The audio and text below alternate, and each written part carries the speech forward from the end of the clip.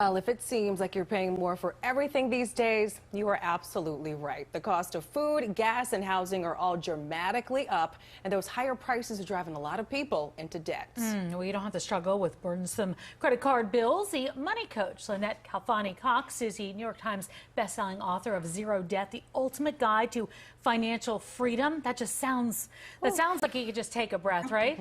Lynnette, good to see you. She's joining us with a plan to help us get out of debt in 2022.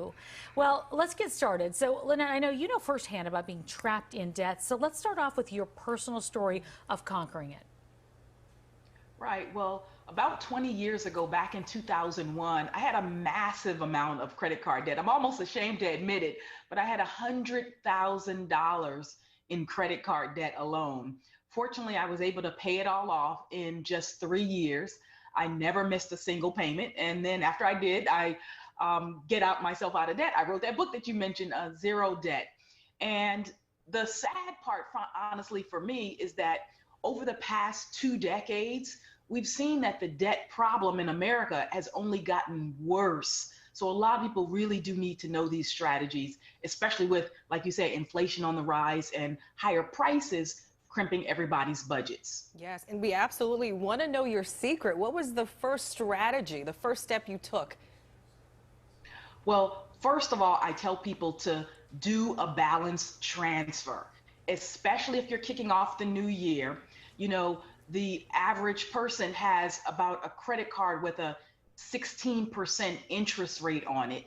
And you can absolutely get one of those teaser rates, a 0% deal. It'll be locked in for, anywhere from 12 to 18 months or so. You'll save on those finance charges, and all of your payments will go towards your principal balance. So it'll actually knock down your debts, help you get out of debt more quickly. All right, so your next strategy relates to minimum payments and all this, because those are always so important. What is your advice there? I always encourage people to double or triple their minimum payments if they can. Now, you have to understand how the credit card system works. Most credit card issuers, banks, etc., usually only ask you to pay about 1 to 2% of the outstanding balance on your credit cards. That's why if you make minimum payments, you're going to be in debt forever. So I've really learned over the years, of course, that minimum payments now in the short run really mean maximum payments in the long run. So if you can't pay double or triple on your credit card payments, pay something extra, 10 bucks, 20 bucks, whatever it is you can afford. It'll help you chip away that debt a lot more quickly. Every little bit. So you also say to use windfalls. What does that mean? Well, a windfall is an extra lump sum of cash. And so a lot of us come into windfalls all the time.